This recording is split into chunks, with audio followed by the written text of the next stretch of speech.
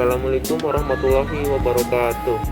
Perkenalkan, nama saya Ade Nur Fajri. Saya dari kelompok 9 yang terdiri dari Rosila dan juga Salma. Di sini kita akan membawakan materi yang berjudul tentang standar akuntansi keuangan negara Republik Cina. Karakteristik utama akuntansi di negara Cina itu berasal dari pendirian Republik Rakyat Cina pada tahun 1949. Tujuan akuntansi adalah untuk memenuhi kebutuhan negara atas perencanaan dan pengendalian ekonomi.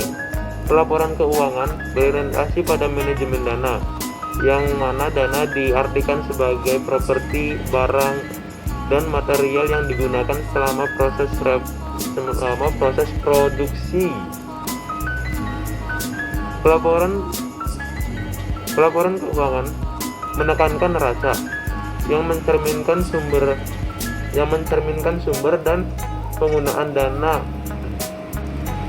dan kurang menitikberatkan pada pertanggungjawaban dan akuntabilitas serta kepatuhan terhadap kebijakan dan peraturan pemerintah. Akuntansi menekankan perhitungan secara kuantitas dan perbandingan biaya dan kuantitas. Perekonomian negara Cina disebut sebagai perekonomian hybrid, di mana negara mengendalikan komoditas dan industri yang strategis, sementara industri lain seperti sektor komersial dan swasta diatur oleh sistem yang berorientasi pada pasar. Reformasi ekonomi yang dilakukan akhir-akhir ini mencakup privasi, termasuk pengalihan perusahaan milik negara menjadi peralihan perusahaan perseroan yang mengeluarkan saham. Regulasi dan penegakan aturan akuntansi. Hukum akuntansi di negara Republik Cina diamandemen pada tahun 2000 yang mencakup seluruh perusahaan dan organisasi, termasuk yang tidak memiliki dan tidak dikendalikan oleh negara. Dewan Negara telah mengeluarkan aturan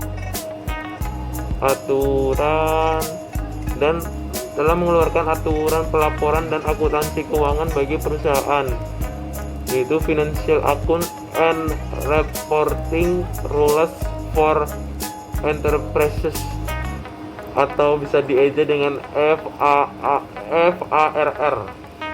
FARR ini berfokus pada pencatatan buku, penyusunan laporan keuangan, pelaporan praktik, dan masalah akuntansi keuangan dan pelaporan lainnya.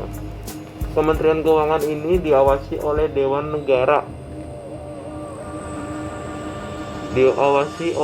Negara merumuskan standar akuntansi dan auditing. Secara khusus, tanggung jawab kementerian ini adalah: 1. Untuk merumuskan dan menegakkan kebijakan yang terkait dengan ekonomi, pajak, dan keuangan lainnya.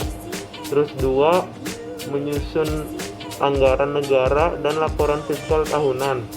Terus 3. Mengelola pendapatan dan pengeluaran negara. Terus yang keempat dan yang terakhir ini adalah mengembangkan manajemen keuangan dan sistem perpajakan.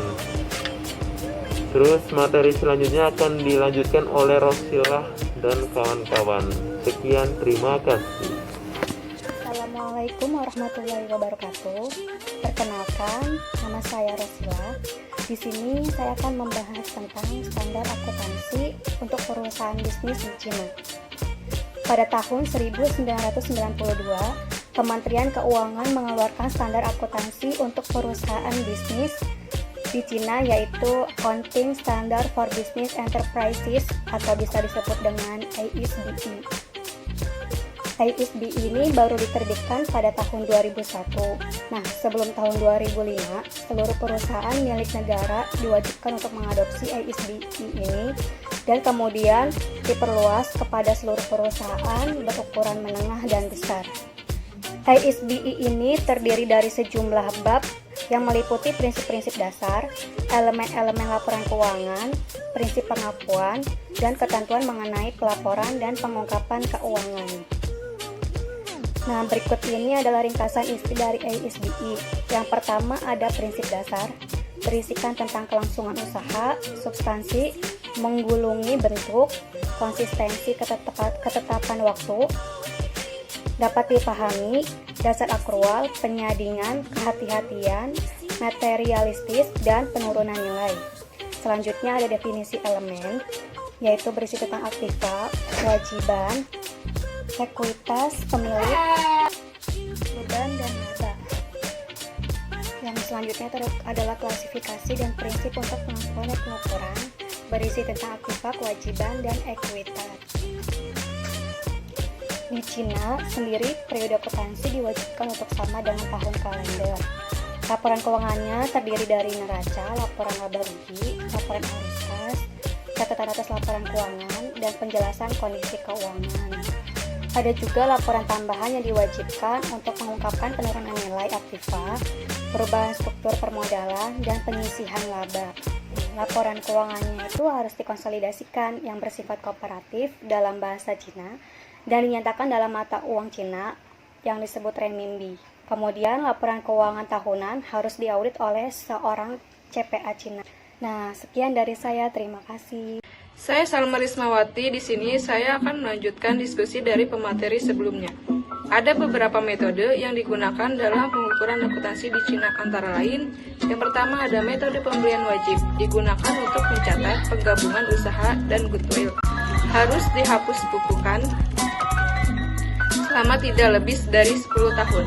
Yang kedua ada metode ekuitas, digunakan apabila kepemilikan terhadap perusahaan lain melebihi 20%. Konsolidasi proporsional digunakan untuk usaha patungan. Selanjutnya ada akun-akun anak perusahaan dikonsolidasikan apabila kepemilikan melebihi 50% dan atau terdapat kekuatan untuk mengendalikan. Untuk anak perusahaan luar negeri, neraca ditranslasikan berdasarkan kurs nilai tukar akhir tahun. Laporan laba rugi, laba ditranslasikan pada kurs nilai tukar rata-rata sepanjang tahun. Dan setiap perbedaan translasi disajikan sebagai cadangan dalam ekuitas. Selanjutnya ada biaya historis, merupakan dasar untuk menilai aktiva berwujud dan didepresiasikan selama perkiraan masa manfaat, umumnya dengan metode garis lurus. Berikutnya ada aktiva tidak berwujud, yang dibeli dicatat berdasarkan harga perolehannya dan diamortisasi selama periode manfaat yang tidak lebih dari 10 tahun. Selanjutnya ada revolusi tidak diperbolehkan kecuali terjadi perubahan kepemilikan, seperti saat sebuah perusahaan milik negara diprivatisasikan. Perusahaan penilai aktiva yang bersertifikat atau kantor akuntan publik menentukan penilaiannya. Dan selanjutnya ada FIFO, rata-rata, dan LIFO, merupakan metode penentuan biaya atau persediaan yang diperbolehkan. Dan nilai persediaan diturunkan karena penurunan harga dan keusangan. Dan yang terakhir ada biaya sewa guna usaha, penelitian, dan pengembangan dibebankan langsung.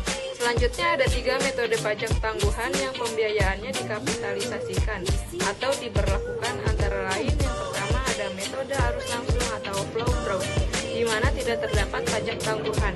Yang kedua ada metode penangguhan, di mana pajak tangguhan tidak disesuaikan terhadap perubahan tarif pajak yang selanjutnya.